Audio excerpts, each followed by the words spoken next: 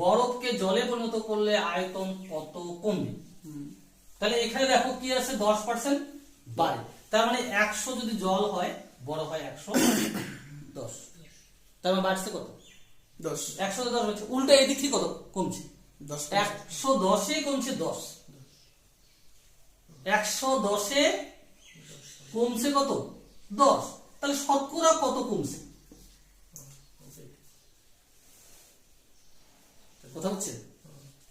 উল্টা বলছে, কমছে কত? দেখো এই দিকে কত, জল 100 ছিল 110 হয়েছে, তা কমছে কত?